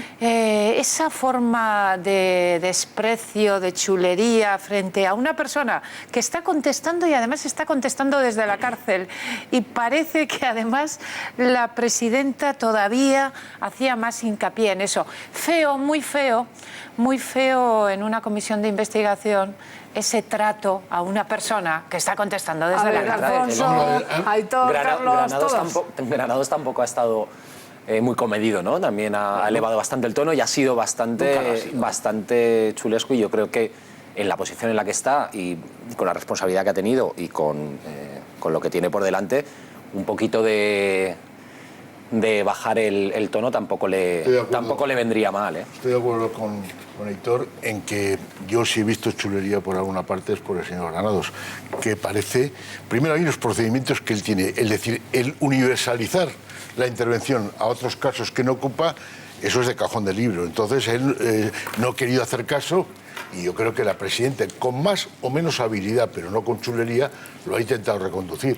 A mí me parece que es una fórmula muy complicada el hacer esto por videoconferencia. Hubiera sido más práctico conducir al preso a la sala y que hubiera intervenido. Bueno, allí. Y sobre la cuestión de fondo porque es la aparición que aquí estamos viendo a Francisco Granados, pero sobre la cuestión de fondo de este caso espías, como él bien decía, 3 veces lo ha archivado la justicia, ha habido comisión de investigación, ha habido una investigación. ¿Esto qué va a dar de sí, Alfonso? Pero una cosa previa, y estoy en la línea de Carlos de que me hará impopular. A mí me parece absolutamente desproporcionado que una persona esté en prisión preventiva 1 año y medio para 2 años. Me parece... 11 meses, un año.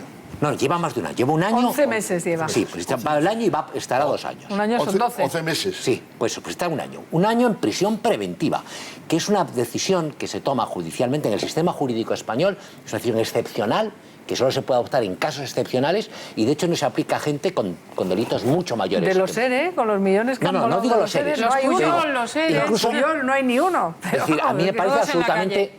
Simpatías aparte, sabes que a mí me pareció muy simpático, no me he tomado nunca ni un café con él, me parece un tipo inteligente.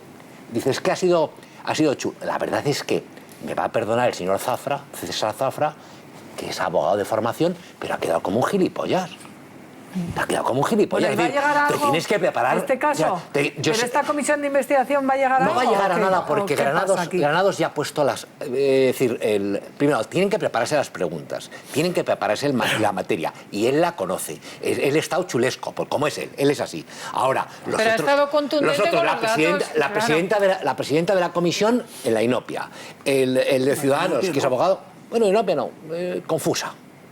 El diputado regional de Ciudadanos, veremos los otros, porque todavía quedan, no sabía de qué iba la película. Lleva 16 meses en prisión, Eso perdóname, porque sí, entró en octubre de 2014. O sea, digo, lleva 1 año y medio para 2 años. A mí me parece desproporcionado. Bueno, y sobre todo... Desproporcionado. Y dice, oye, pues es que mató a no sé quién. Ya, pero ahí no sé quién. Dice, es que puede ocultar pruebas. ¿Cómo año? Ahora, ¿por qué se hace ahora después de haber habido otra? Isabel. A ver quién me explica por qué está pasando esto ahora mismo. Esa es la cuestión. Es que hay, Francisco Granados, en lo que hemos escuchado desde luego solo 10 minutos, nos falta obviamente conocer el resto, las comparecencias, pero ha dado un dato que parece contundente.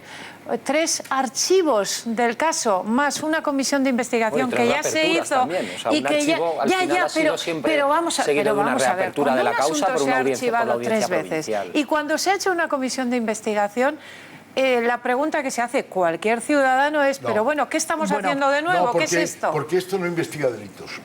Aquí se están investigando la parte política de unos hechos, porque no van a establecer la pena del señor Granados por este asunto. Lo que están intentando aclarar es si efectivamente, independientemente de las responsabilidades penales que se dilucidan en el juzgado, hubo un intento o una trama de espiar políticamente con fondos de la comunidad. Bueno, pues ya veremos lo que decís, Chencho, sobre la aparición de Granados. ¿Qué te parece por videoconferencia lo que estamos analizando? Hombre, Granados ha estado algo más chulesco que los otros, estoy de acuerdo con ellos. Ahora bien, sin exagerar, tampoco ha estado ordinario ni normal. Ahora, Granados, este tema, con lo que las acusaciones que tiene, este es un tema menor. Granados ya está condenado por la opinión pública. Y el tema, no por el tema del espionaje, sino por el tema económicos, que son los que hacen más mella. Y el tema del espionaje es totalmente secundario. Pues vamos también a las otras cosas que están pasando en España. Si ustedes no vieron ayer la chulería, porque para chulo es Pablo Iglesias, ¿no? Y el ataque a un periodista inaudito, vamos, en un acto, un salón de actos. A un periodista y a la prensa. Y a la profesión, pero si me dejas acabar, lo voy a completar. Si no tienes más que dejarme acabar la explicación. No, perdona. Entonces, empezó atacando a un periodista al que mencionó 5 veces, humillándole, hablando de su aspecto físico, en fin, y acabó acusando a toda la profesión periodística de manipular las informaciones y de mentir, y además disfrutando del miedo que tiene la prensa. Yo no sé qué miedo podían tener, pero a lo mejor, hombre, si te atacan en un acto multitudinario, en la forma y manera en la que se hizo con este periodista del Mundo, pues realmente ayer provocó que el resto de sus compañeros que estaban ahí en aquel auditorio de la universidad abandonaran el acto. Les voy a pedir que vean todos los detalles y que vayamos a la cuestión de fondo, porque en Venezuela esto empezó así, ¿verdad?, y acabó con el exprópiese y cerrando medios de comunicación, y ahora Venezuela desabastecido. Y eso sí, vitoreando a terroristas, asesinos de 18 personas, como hizo ayer el número 2 de Maduro, que es Diosdado Cabello. Vamos a ver todos los detalles. No es la primera vez que lo hace, pero ayer Pablo Iglesias estaba en su salsa, en la Universidad Complutense, en la presentación del libro En defensa del populismo, y arremetió contra la prensa como nunca antes lo había hecho. Se vio con cara de miedo por primera vez a los periodistas. Sus ataques se centraron en la persona de Álvaro Carvajal, un periodista del diario El Mundo encargado de seguir desde su aparición la información sobre Podemos. Hasta en 5 ocasiones el redactor fue señalado y utilizado de forma cada vez más incisiva. Tengo que evitar que Álvaro Carvajal, que es un periodista, tiene aspecto de epistemólogo, pero es un periodista del Mundo, me saque un titular del tipo: Pablo Iglesias, vamos a hacer que España se masturbe con nosotros. Y eso... El público le correspondía y Pablo Iglesias se iba creciendo. Después volveré con Álvaro Carvajal, porque voy a utilizar a los periodistas que nos siguen. Álvaro Carvajal, o alguien que no fue Álvaro Carvajal, o fuentes internas de Álvaro Carvajal. Otro posible titular de Álvaro Carvajal: Pablo Iglesias alienta el linchamiento de un periodista del Mundo en la Universidad Complutense. Tras dar la clave de lo que considera el éxito de su partido, Podemos funciona porque es sexy. Volvió a arremeter contra la prensa con un caso hipotético que elevaba la categoría de verdad. Nos cuenta la historia de un periodista que te dice: fíjate, yo si quiero prosperar en el mundo del periodismo y en particular en mi periódico, tengo que conseguir que haya muchas noticias que vayan a la portada. Pero claro, si yo trabajo en el diario El Mundo, es imposible que yo consiga colocar en la portada Podemos lo hace todo muy bien. Es imposible.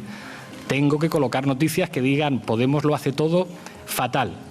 Y aún así, en buena parte de los periodistas que nos siguen y que están obligados profesionalmente pues, a hablar mal de nosotros, porque así son las reglas del juego. Unas palabras que provocaron la reacción en cadena de muchos periodistas presentes en la sala.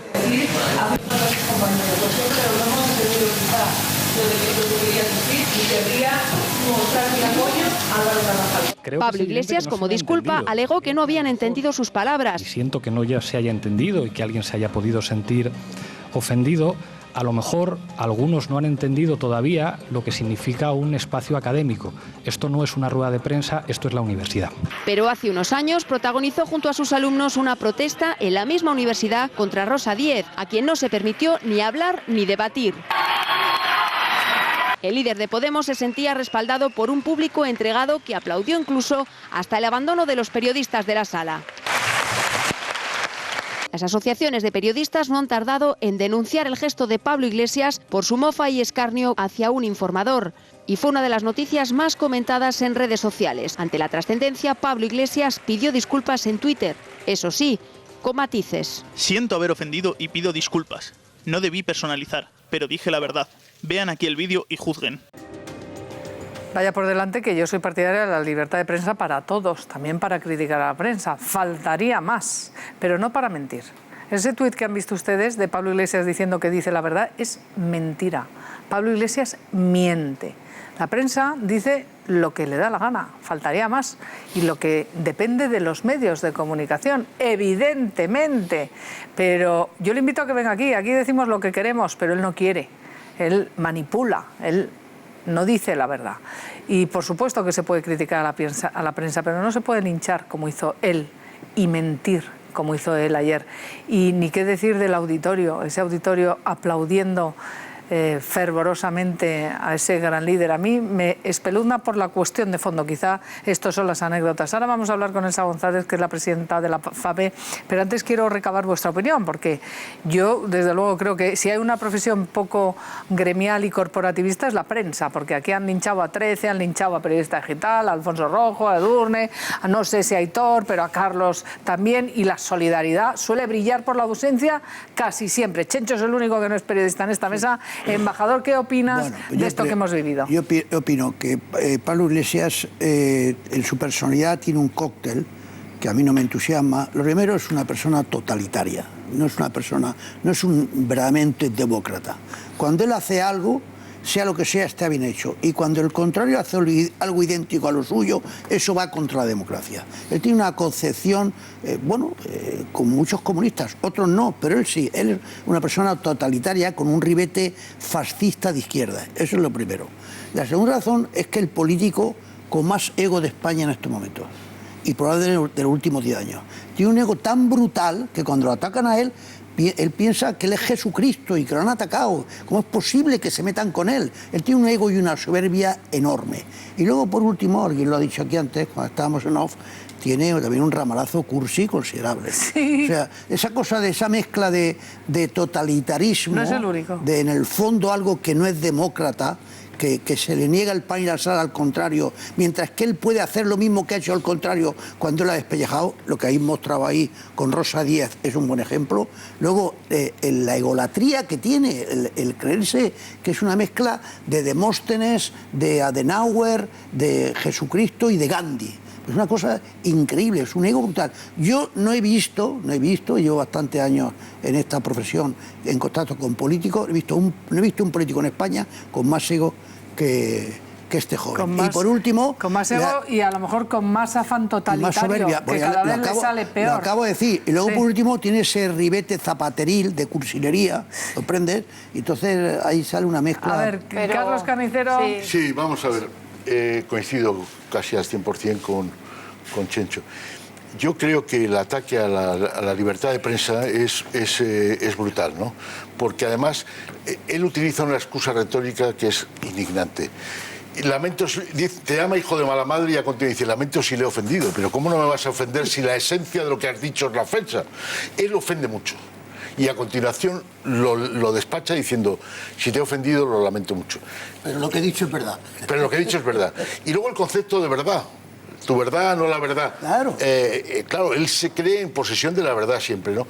Yo creo que el personaje se va retratando y que cada vez queda más claro, sobre todo la parte más frecuente, porque se puede ser soberbio, cursi, creído, pero el ramalazo autoritario, totalitario es lo preocupante. Pero tan malo como esto o peor es algo que venimos contando desde hace mucho tiempo. Las campañas que organiza Podemos, campañas sistemáticas contra aquellos periodistas que critican a Podemos y contra los que hace campañas específicas, cuando ese periodista está en determinado medio de comunicación, un conjunto de tweets para darle hasta información de los tweets para dar la impresión de que habría una movilización popular contra ese periodista, y en realidad la movilización es una movilización organizada políticamente desde determinados círculos para ensuciar la imagen de ese periodista. Eso lo hacen desde el principio. Y esto está ocurriendo en un momento en el que lo preocupante es que, en realidad, una buena parte de los medios de comunicación son muy simpáticos, muy positivos con Podemos, pero si le están tratando de forma impresionante, a pesar de ser un partido de extrema izquierda. A ver, Aitor. No sé yo si en Podemos tendrán esa opinión de los medios de comunicación de que tienen un trato muy favorable. Yo creo que lo de ayer hay que separar en dos partes, ¿no? Una es la personalización en el compañero del Mundo, que es intolerable. Y así se lo hicimos ver a algunos periodistas que estábamos allí, tanto a su gente de prensa como a él mismo, cuando terminó el acto, que nos parecía que no tenía ningún sentido mencionar a una persona en concreta.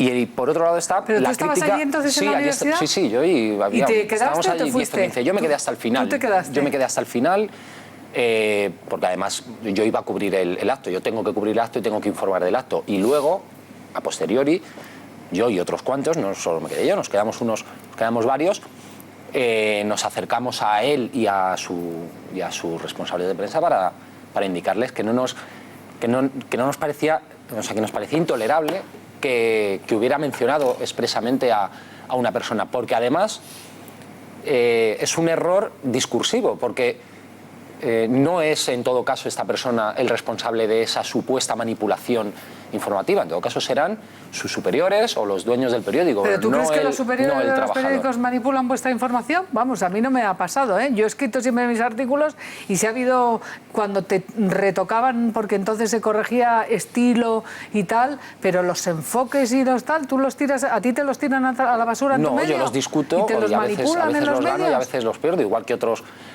compañeros, y eso forma parte de la labor periodística, pero tampoco podemos obviar que los medios tienen línea editorial, que los jefes tienen su línea editorial, que no siempre coincide y que él legítimamente... Pero manipulan lo que escribís, y es que esto es nuevo, esto es el nuevo periodismo que tampoco lo entiendo. A mí no me lo manipulaban en mi época, ¿eh? O sea, eso, vamos, no sé si ahora, será Alfonso, cada uno el que... porque claro... Yo hace 41 años que ejerzo como periodista. He Sí, sido un poquito más que yo. 41 años, o sea, yo, es decir, 40. Y he tenido como directores algunos de los mayores tiburones que te puedes imaginar en esta profesión. Sobre todo he sobrevivido a Pedro J. Ramírez. Sí. Y a Pedro J. Ramírez. Tuve a Miguel Ángel Aguilar, a Daniel Utrilla, a mucha gente. Sí. Nunca he sido director adjunto y he sido reportero y redactor. En 41 años... Y digo, me fijo el caso concreto de Pedro J., que es, a veces puede ser la maldad personificada, ni una sola vez en la historia a mí Pedro J. me manipuló una nota. ¡Qué sagrado! Es que yo estoy alucinada. Ni una vez, y tiene proclividad a controlar a toda la redacción. Sí es cierto que él elige qué es lo que va en primera y qué es lo que no va en primera. Y él elige qué es lo que va editorialmente, porque es el director, como lo hago yo en Periodista Digital. Como lo hago yo, que no les censura a ninguno, aunque soy el responsable de todo lo que hacen. Yo no manipulo ni cambio a ninguno. Ahora, en 40 años, ni una sola vez. Y tenía a veces discrepancias absolutas, a veces fácticas. Es decir, yo estaba en Kosovo y no veían cientos de miles de refugiados saliendo a la frontera y ellos podían titular en primera, pero no iba con mi firma ni se me atribuía a mí la información. O yo podía estar en Nayaf. Bueno, entonces vamos a la cuestión digo, no es de verdad. fondo. Sí quiero decir una cosa. Sí quiero decir una cosa. No, vamos a ver. Gran parte de la prensa es felpudesca en el caso concreto de Podemos. Pero no es lo que ha dicho Iglesias. Y dos. En lo que se refiere, y tenemos ahora la oportunidad porque tenemos la invitada que tenemos ahora es relevante, yo creo que las asociaciones de prensa y en ningún caso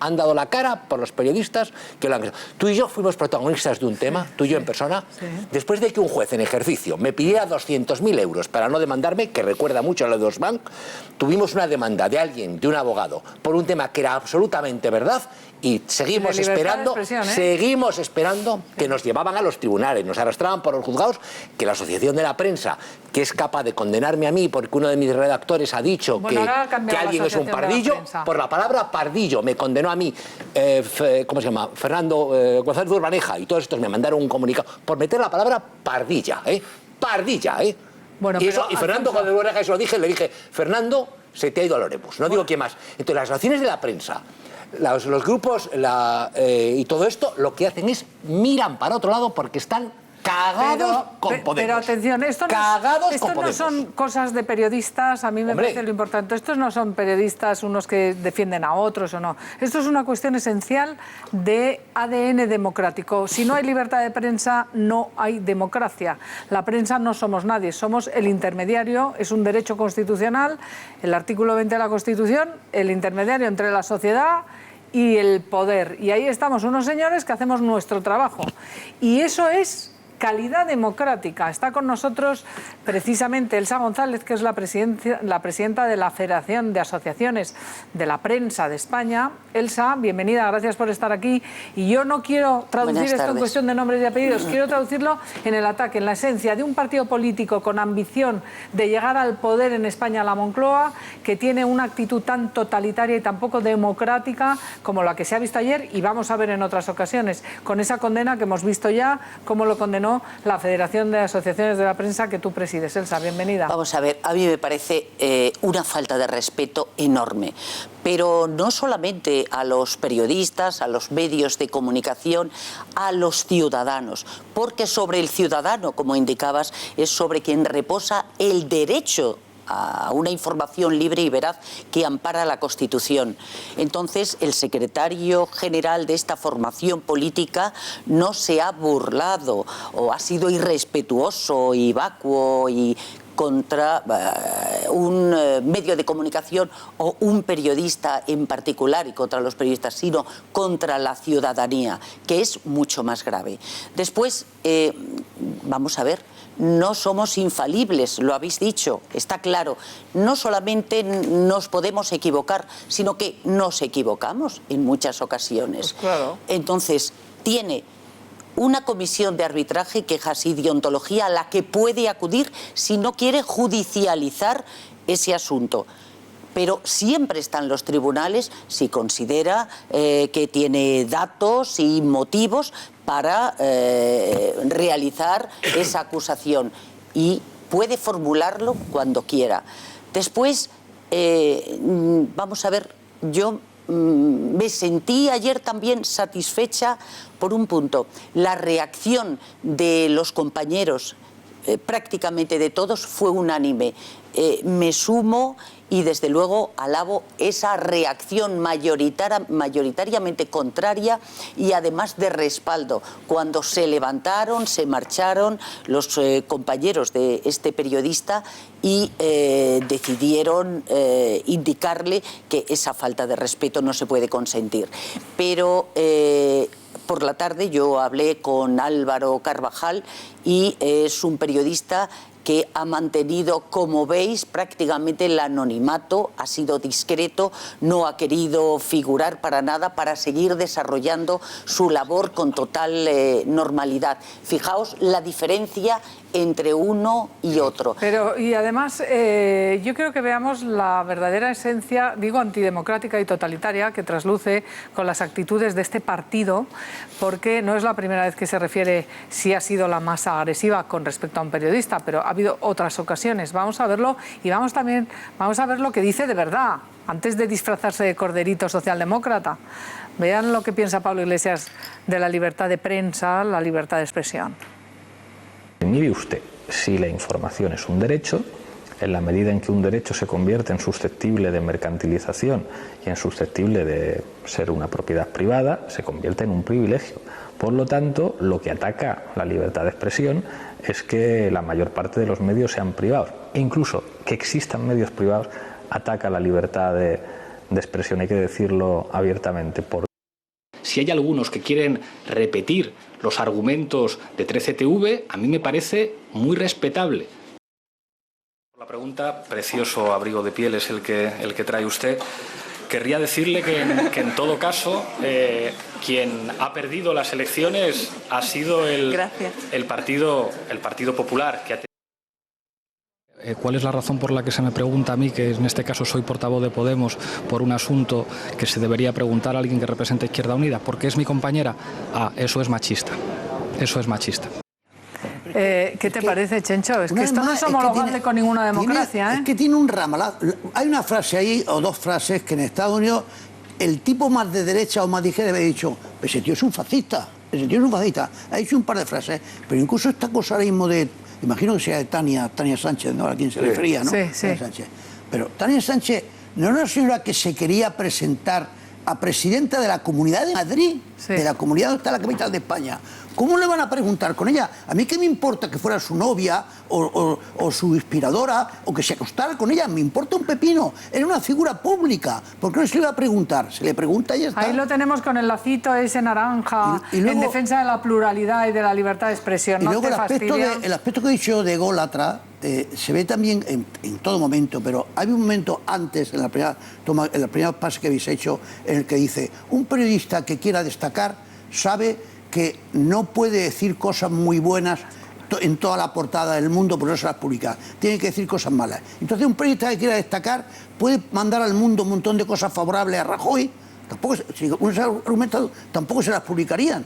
Pero no, para mí lo más grave de lo que ha dicho es la equiparación de propiedad privada con falta de libertad de expresión. Porque, a lo contrario, tiene que decir, una vez fue más rotundo en ese aspecto, diciendo que la prensa tenía que ser toda estatal.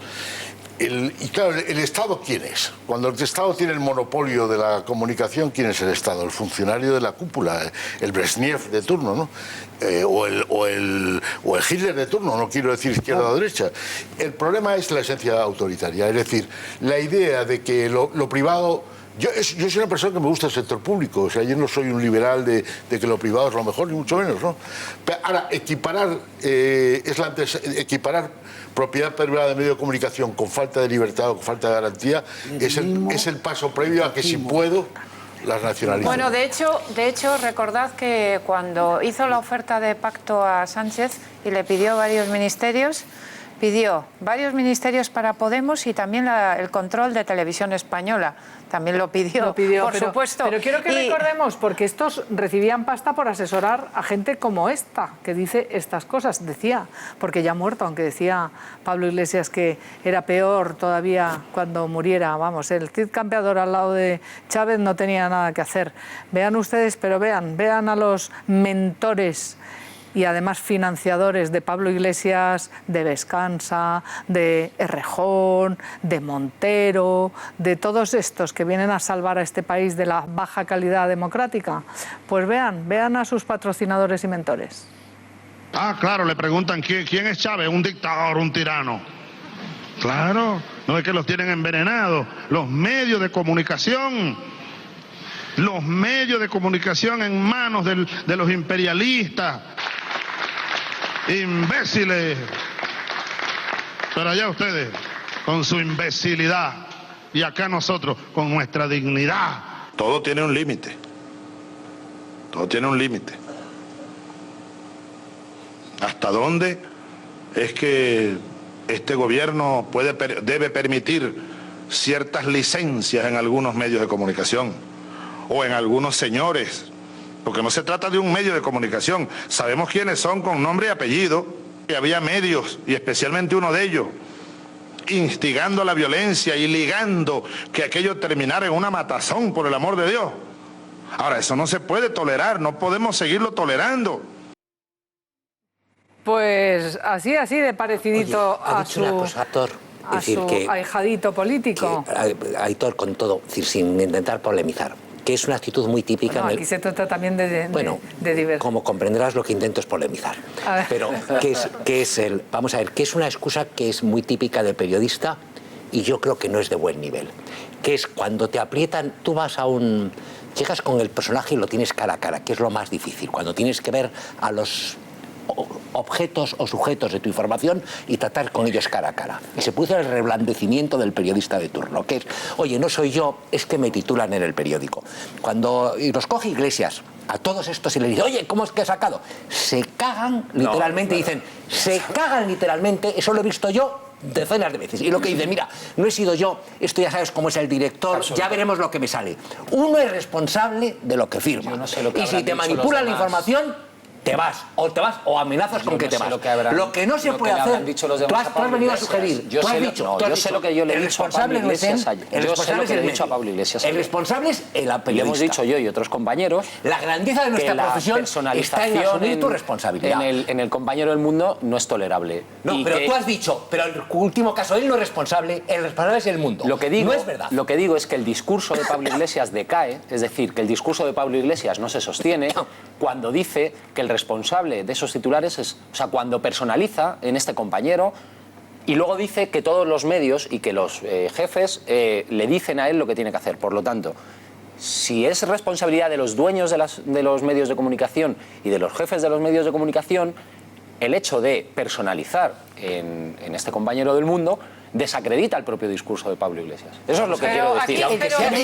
Aunque seas director de un medio, mira, aunque seas director de un medio, o sea, a mí nadie, y yo no soy nadie, me ha hecho nunca cambiar el contenido de una información. Cambiar el contenido de una información. Te niegas a firmarlo y ya está. Ya está.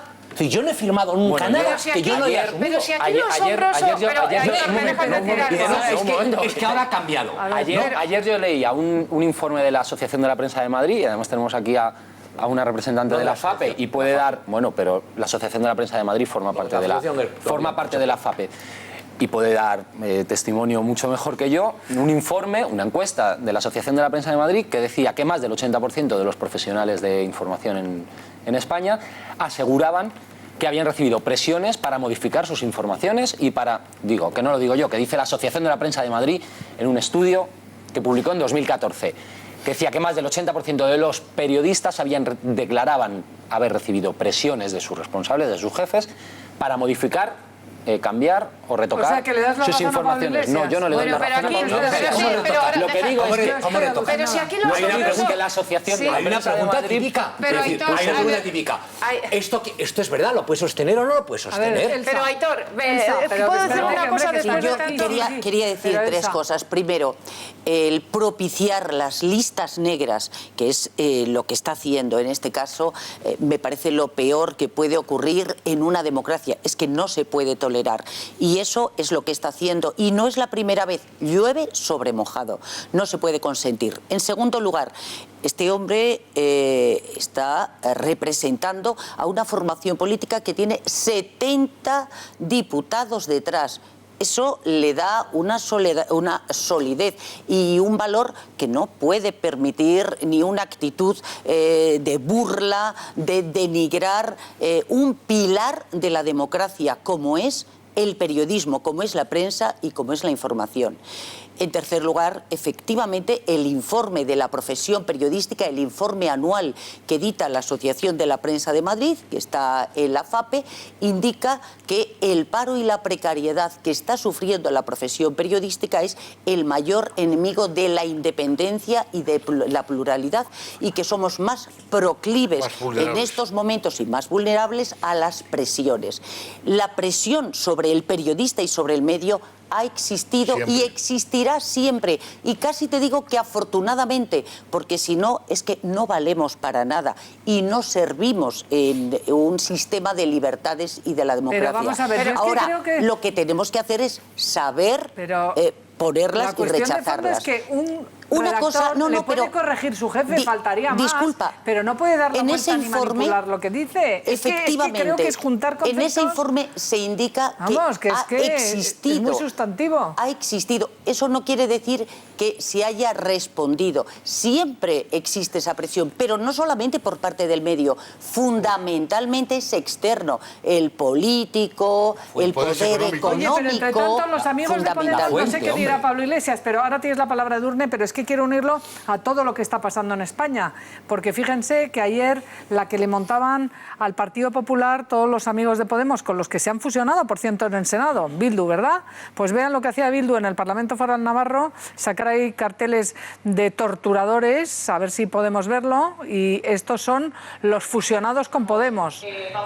Una cosa verdaderamente, Parlamento Foral Navarro, ahí lo tienen, como cuando ETA mataba con pistolas y sus senadores, que alguno tuvo diputados y diputados vascos, hacían esto que están ustedes viendo aquí, llamar torturadora a la policía y al gobierno y al Partido Popular, que acabó provocando que Ana Beltrán, que es la diputada del PP del Parlamento Navarro, no pudiera hablar y tuviera que salir del hemiciclo. No tienen vergüenza. Señores, o baja el permiso o nos vamos del pleno. Diciendo la presidenta. O lo vamos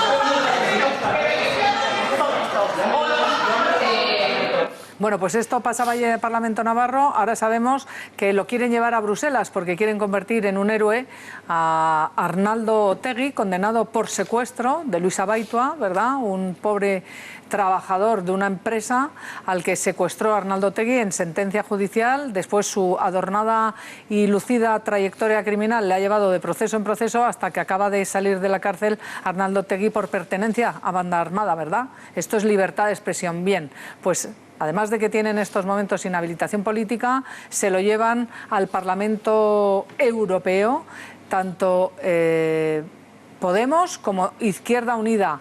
Pero ahí no queda la cosa, porque ayer Diosdado Cabello, el número 2 de Nicolás Maduro, los que le han soltado tanta pasta, ¿se acuerdan de Diosdado Cabello diciendo, sí, Podemos va a ser nuestro caballo de Troya en España y en Europa? Pues miren a quién alababa ayer, a un terrorista con 18 asesinatos a sus espaldas. Véanlo. Nuestro camarada de Libertades, nuestro amigo de luchas, Ángel Aldana, partió otro plano, dejando su ejemplo de firmeza y constancia en la lucha independentista después de padecer los rigores coloniales, tanto de los gobiernos españoles como franceses, en su propia patria. Cárcel, exilio, deportación, tortura, secuestro. Allá en España los persiguen. Allá en España los acusan de cualquier cosa. Lucharon por la independencia de lo que ellos dicen que es su patria. Bueno, honor y gloria a Ángel Aldana. Honor y gloria, asesino de 18 personas. ¿Y estos son? Pues estos son los amigos de los podemitas. Exacto, los socios ideológicos. Las miembros Pedro Sánchez, cuidado. Es con estos.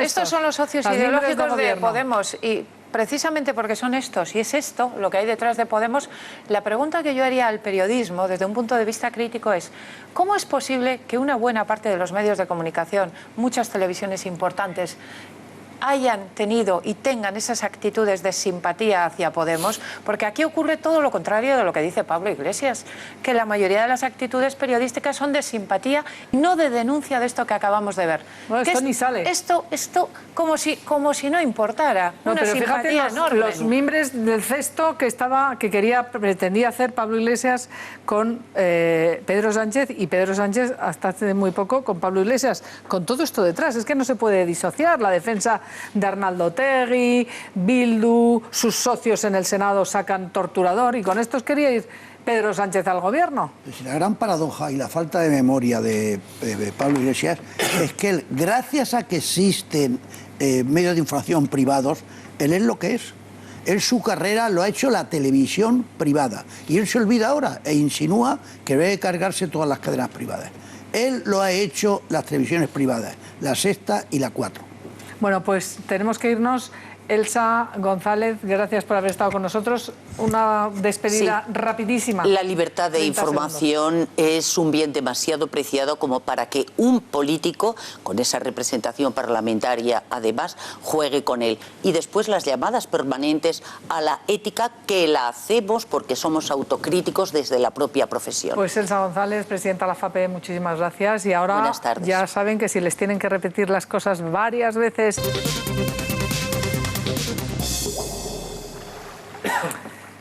Un devastador terremoto, el mayor desde 1979, golpeó Ecuador el pasado sábado. Aquí se lo venimos contando todos estos días.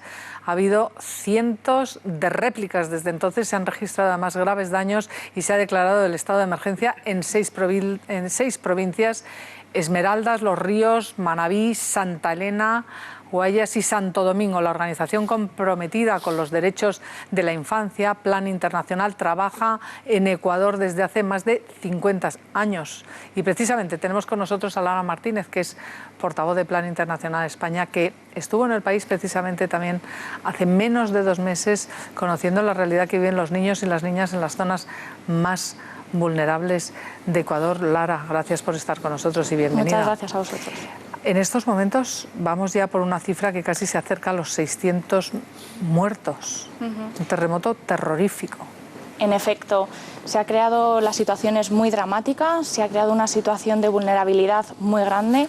Hay alrededor de casi 600 fallecidos, más de 5.000 heridos, 200 desaparecidos y la verdad que la situación que se está encontrando Plan Internacional en Ecuador es dramática, es devastadora. Muchos de nuestros trabajadores están intentando acceder a las zonas donde trabaja la organización, a las comunidades, y encuentran problemas desde cortes de carretera, cortes de luz, cortes telefónicos.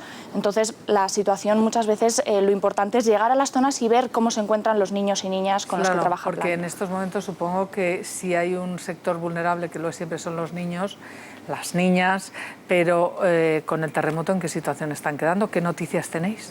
En efecto, es decir, Plan Internacional trabaja con niños y niñas que muchas veces se encuentran en una situación de exclusión y ahora se pueden ver doblemente vulnerables ante esta situación. Pueden ver vulneraciones de sus derechos, pero sobre todo son vulnerables las niñas, que pueden sufrir violaciones, abusos. Hay algunos niños que han podido quedar huérfanos, niños que están separados de sus familias. Entonces, Plan Internacional está trabajando en la protección de esos niños y niñas para que no queden vulnerables ante la situación que hay, y por eso se van a crear unos espacios, amigos de la infancia, que son unos espacios en los que los niños pueden pues, volver a jugar, volver a realizar actividades, porque ahora mismo, digamos que en los centros en donde se les está acogiendo, pues los niños pues no pueden jugar, la situación es triste, pueden haber sufrido diferentes traumas. Entonces, pues bueno, lo que intenta hacer Plan es proteger esos derechos y que los niños sean niños. Y supongo que además yo vi una noticia el otro día de la cantidad de niños que se han quedado huérfanos a raíz de este terremoto. La pregunta que yo me imagino es cómo está respondiendo en estos momentos Plan Internacional a esta emergencia del terremoto en este momento, y también cuál es la ayuda más primordial, más inmediata que se necesita en una catástrofe como esta. En efecto. Mirad, Plan Internacional forma parte del Comité Nacional de Emergencias de Ecuador. Entonces, se está encargando de la ayuda más vital y necesaria, como es comida, agua, es muy necesaria el agua, kits de higiene y kits para poder dormir, para alojarse, para pasar las noches, porque muchas familias están pasando la noche a la intemperie. Esto a corto plazo, los 90 primeros días, Plan Internacional está recaudando fondos para dar alimentación a los niños y niñas. Y por eso, pues, si cualquier persona puede ayudar, cualquier aportación que puedan hacer, pues va a tener un gran impacto, porque ya estamos hablando de necesidades muy básicas como son la alimentación y el agua, que con un mensaje pues se puede hacer mucho. Pues está precisamente con nosotros Elizabeth Chacón, también, que es gerente de Plan Internacional en Manabí, y estamos al habla con ella desde Ecuador. Elizabeth, buenas tardes. Buenos días acá en Ecuador. Muchas gracias por la oportunidad de poder compartir con ustedes algunas de las experiencias vividas hasta el momento. Principalmente te diré que para mí ha sido una experiencia muy aterradora, pero al mismo tiempo dentro de ese miedo me da la fuerza de voluntad para poder apoyar, porque la situación en otras familias es de peor condición. Entonces, sacando cada día fuerza de voluntad, ánimo, levantándome con una nueva esperanza de poder salir adelante. Porque están ustedes sobre el terreno, nos está explicando Lara toda la situación que tienen ahí. ¿Cómo están en estos momentos desde donde usted está viviéndolo de primera mano?